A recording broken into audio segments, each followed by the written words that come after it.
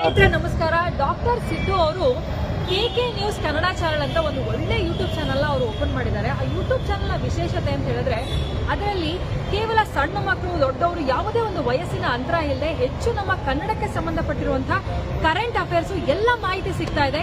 ದಯವಿಟ್ಟು ಹೆಚ್ಚಿನ ಸಂಖ್ಯೆಯಲ್ಲಿ, ಅದರಲ್ಲೂ ನನ್ನ ಯುವ ಸ್ನೇಹಿತರು ಹೆಚ್ಚಿನ ಸಂಖ್ಯೆಯಲ್ಲಿ ಯೂಟ್ಯೂಬ್ ಚಾನಲ್ನ ಸಬ್ಸ್ಕ್ರೈಬ್ ಆಗಿ ಫಾಲೋ ಮಾಡಿ ಹೆಚ್ಚು ಕನ್ನಡ ಪರ ಜ್ಞಾನವನ್ನ ಬೆಳೆಸ್ಕೊಳ್ಳಿ ಅಂತ ಹೇಳೋದಕ್ಕೆ ಇಷ್ಟಪಡ್ತೀನಿ.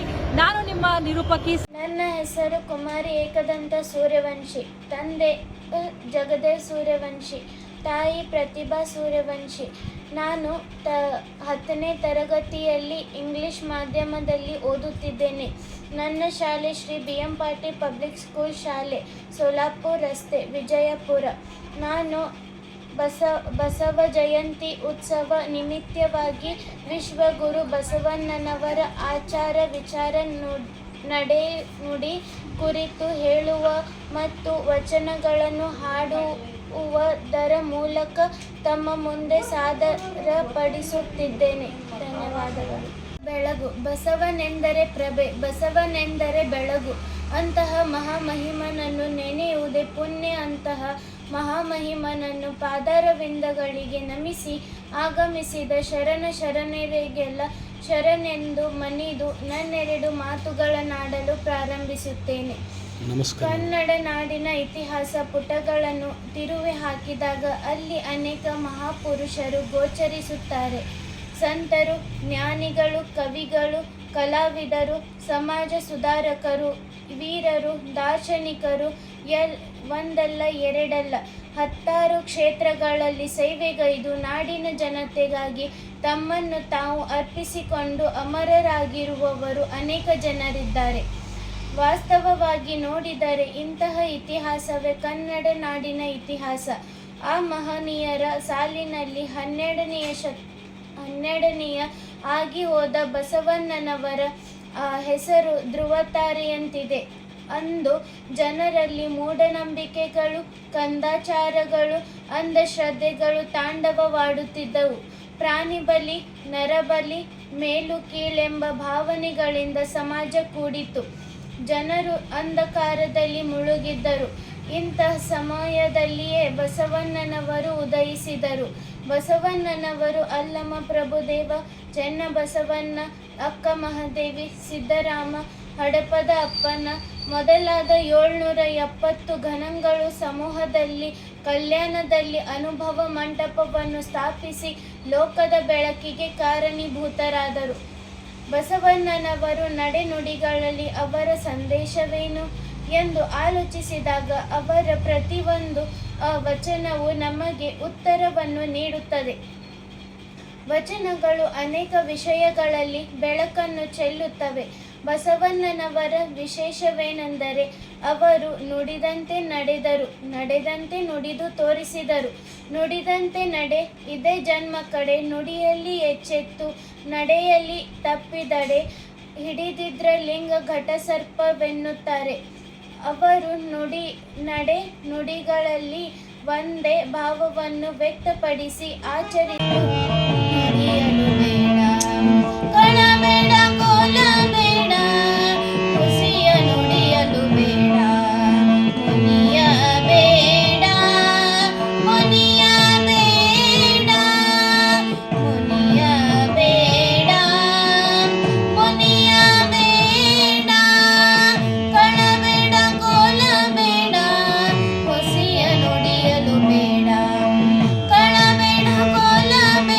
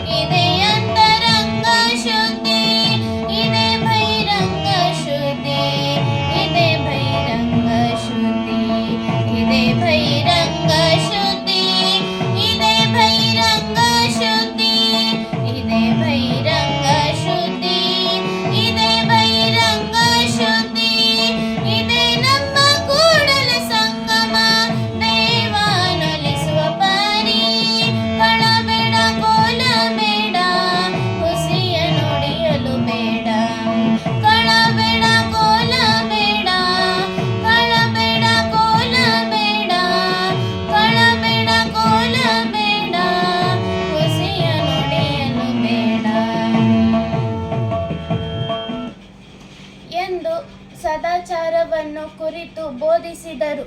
ಬಸವಣ್ಣನವರು ಎಂತಹ ಧರ್ಮವನ್ನು ಬಯಸಿದ್ದರು ಎಂದರೆ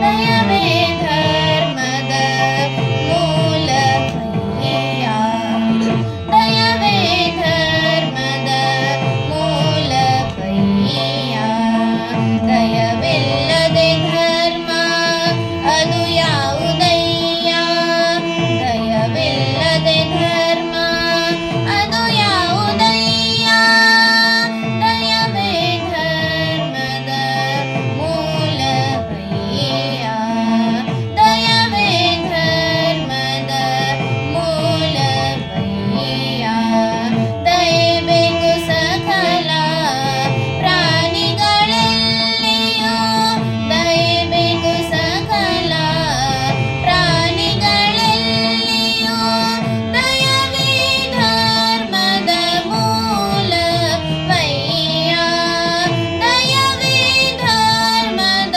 ಮೂಲವಯ್ಯ, ದಯವೇ ಧರ್ಮದ ಮೂಲವಯ್ಯ, ದಯವೇ ಧರ್ಮದ ಹಾರದಂತಿರಬೇಕು, ನುಡಿದರೆ ಮುತ್ತಿನ ಹಾರದಂತಿರಬೇಕು, ನುಡಿದರೆ ಸ್ಫಟಿಕದ ಸಲಾಕೆಯಂತಿರಬೇಕು, ನುಡಿದರೆ ಸ್ಫಟಿಕದ ಸಲಾಕೆಯಂತಿರಬೇಕು, ನುಡಿದರೆ ಲಿಂಗ ಮೆಚ್ಚಿ ಆಹುದಹುದೆನ್ನಬೇಕು, ನುಡಿದರೆ ಲಿಂಗ ಮೆಚ್ಚಿ ಆಹುದಹುದೆನ್ನಬೇಕು, ನುಡಿದರೆ ಮುತ್ತಿನ ಹಾರದಂತಿರಬೇಕು,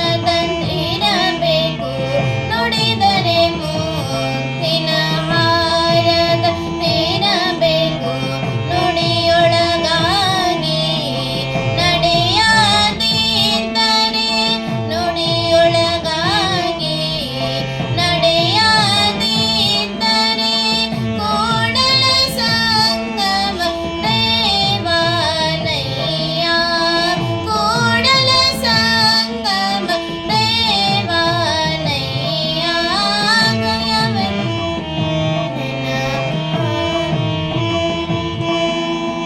ನುಡಿದರೆ ಮುತ್ತಿನ ಹಾರದಂತಿರಬೇಕು, ನುಡಿದರೆ ಮುತ್ತಿನ ಹಾರದಂತಿರಬೇಕು, ನುಡಿದರೆ ಮುತ್ತಿನ, ನುಡಿದರೆ ಮುತ್ತಿನ, ನುಡಿದರೆ ಮುತ್ತಿನ ಹಾರದಂತಿರಬೇಕು.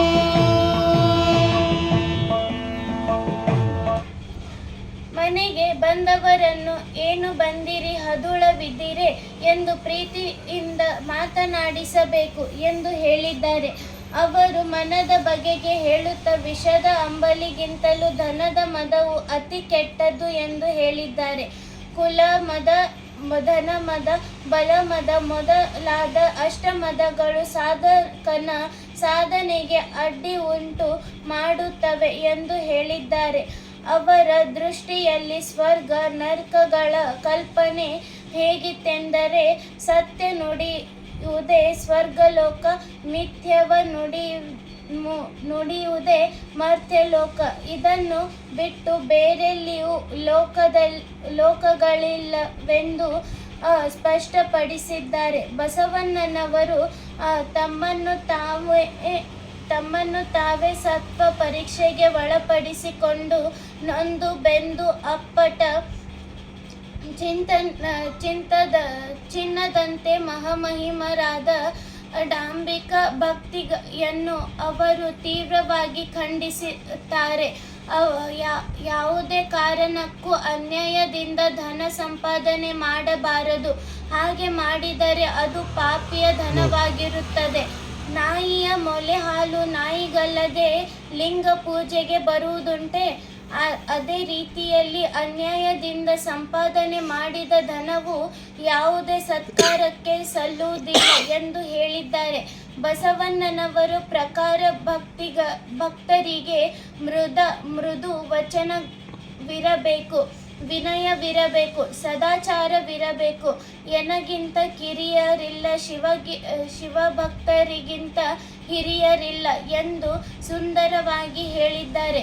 ಈ ಪ್ರಪಂಚದಲ್ಲಿ ಎಲ್ಲರೂ ಬಸವಣ್ಣನವರಂತೆ ಭಾವಿಸಿದರೆ ಆಗ ಸಮಸ್ಯೆಗಳೇ ಇರುವುದಿಲ್ಲ. ನಾನು ದೊಡ್ಡವನು, ಅವನು ಅಹಂಕಾರ ಎಲ್ಲಿಯವರೆಗೆ ಇರುತ್ತದೆಯೋ ಅಲ್ಲಿಯವರೆಗೆ ಸಮಾಜದ ಸುಧಾರಣೆ ಕನಸಿನ ಮಾತು.